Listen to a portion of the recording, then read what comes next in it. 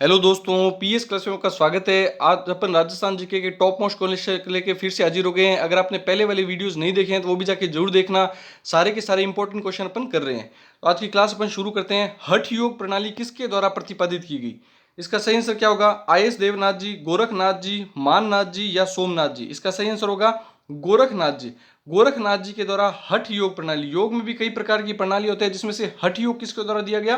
गोरखनाथ जी के द्वारा। गोरखनाथ जी किस संप्रदाय से संबंधित है?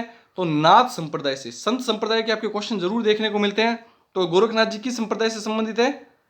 नाथ संप्रदाय से संबंधित है। गोरखनाथ जी नाथ संप्रदाय से संबंधित है और इनके द्वारा हठ योग प्रणाली दी गई।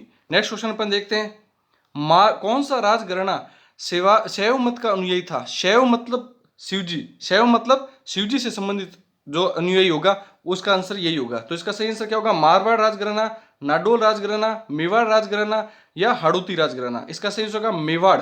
मेवाड़ राजघराना ऐसा राजघराना था जो शैव मत का अनुयायी था। तो इसके लिए यह क्वेश्चन भी बन सकता है कि एकमात्र राजघराना जिनके कुल देवता और कुल देवी दोनों हैं।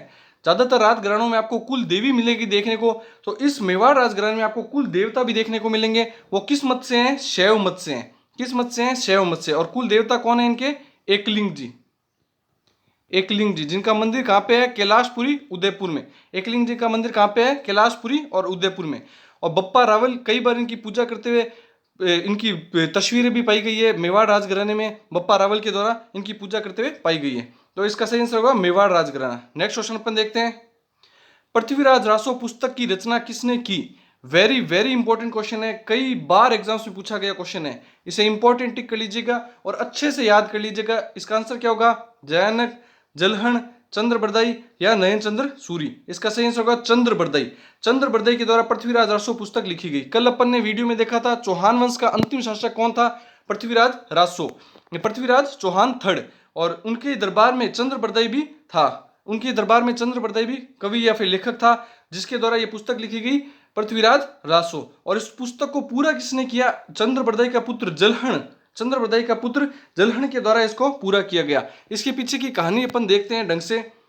तो इसके पीछे की क्या कहानी है? तराइन के दो युद्ध हुए थे, 1191 में और 1192 में। 1192 का जो युद्ध हुआ उसमें पृथ्वीराज चौहान हार गए थे और पृथ्वीराज चौहान को गौरी अपने साथ में गजनी लेकर के चला जाता है। गौरी अपने साथ में गजनी लेकर के चला जाता है। उसके बाद में पृथ्वीराज चौहान की वहां पे आंखें फोड़ दी जाती है ऐसा बताया जाता है। और उसके बाद में साधु का वेश धारण करके चंद्रबरदाई वहां पे गजनी जाता है और गजनी जाकर कहता है कि इसने मुझसे तीर मारने की शर्त लगाई हुई है, तो मुझे पृथ्वीराज चौहान से तीर मारने की शर्त को पूरा करना है। तो गौरी कहता है कि इसकी तो आंखें चली गई है, फिर भी वो कहता है कि ये शब्द भेदी बाण लगा सकता है, मतलब बिना आंखों के भी ये शब्दों को सुनकर के भी बाण लगा सकता है, तीर लगा सकता है। तो वो कहता है गौरी कि ठीक है, तीर लगा के आप देखिए, देख लीजिए।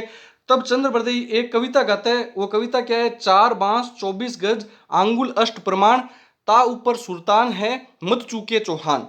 इस प्रकार की कविता गाता है और पृथ्वीराज चौहान को गौरी किस दिशा में बैठा है, कहां पे बैठा है, कितनी दूरी पर बैठा है, वो सारा कुछ बता देता है। इस आधार पर पृथ्वीराज चौहान बाण लगाता है और गौरी की मृत्यु हो जाती है। और फिर दोनों चंद्रबरदाई और पृथ्वीराज दोनों एक दूसरे को बाण मार के अपनी मृत्यु कर लेते हैं। इस वजह से इस पुस्तक को पूरा बाद में किसने किया?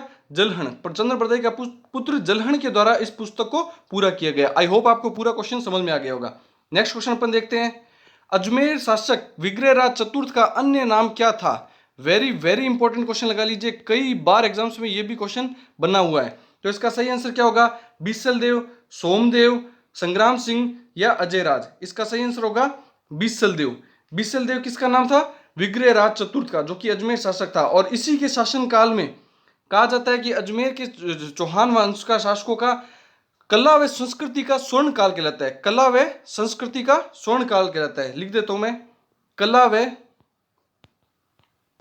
संस्कृति का स्वर्ण काल।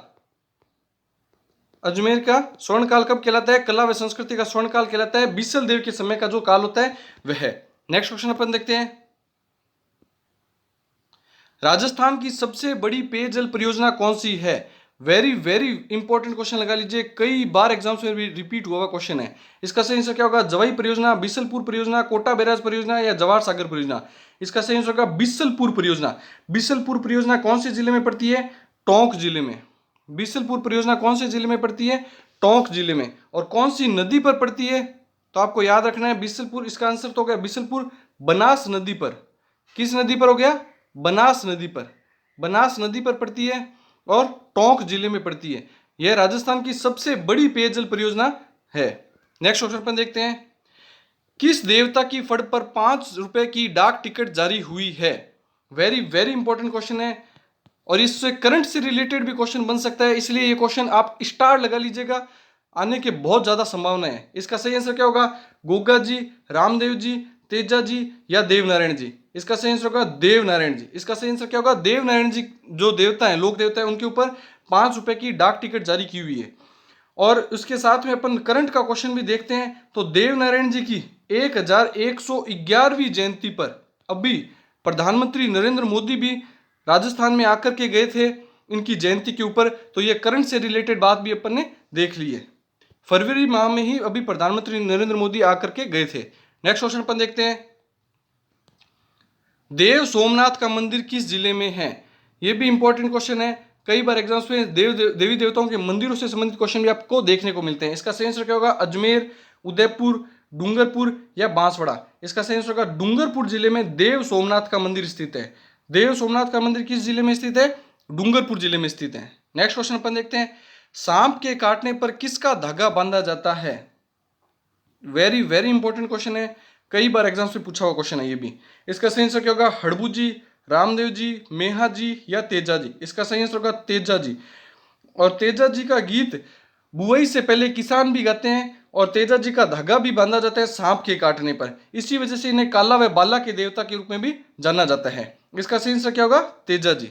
नेक्स्ट क्वेश्चन अपन देखते हैं, गोगा जी की पीठ कहाँ स्थित है? वेरी वेरी इंपॉर्टेंट क्वेश्चन है, कई बार एग्जाम से पीठ से संबंधित क्वेश्चन भी आपको देखने को मिल जाएंगे। इसका सही आंसर क्या होगा? नोहर, ददरेवा, पुष्कर या मेड़ता? इसका सही आंसर होगा नोहर। नोहर कहाँ पे पड़ता है? हनुमानगढ़ जिले में। हनुमानगढ़ जिले में गोगा जी का मुख्य पीठ स्थित है। और इसके पीछे की कहानी क्या है कि गोगा जी मोहम्मद गजनबी से युद्ध कर रहे थे, तो उनका सर तो जाकर के कहाँ गिरता है? ददरेवा चूरू में। ददरेवा चूरू में। और इनका जो धड़ है वो जाकर कहाँ पड़ता है?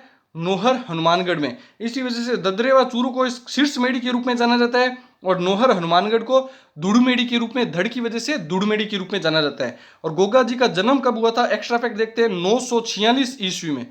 946 ईस्वी में गोगा जी का जन्म हुआ था। आज का लास्ट क्वेश्चन देखते हैं। अगर आपको वीडियो पसंद आ रहा है तो चैनल को सब्सक्राइब कीजिए और ज्यादा से ज्यादा दोस्तों में शेयर भी कीजिए।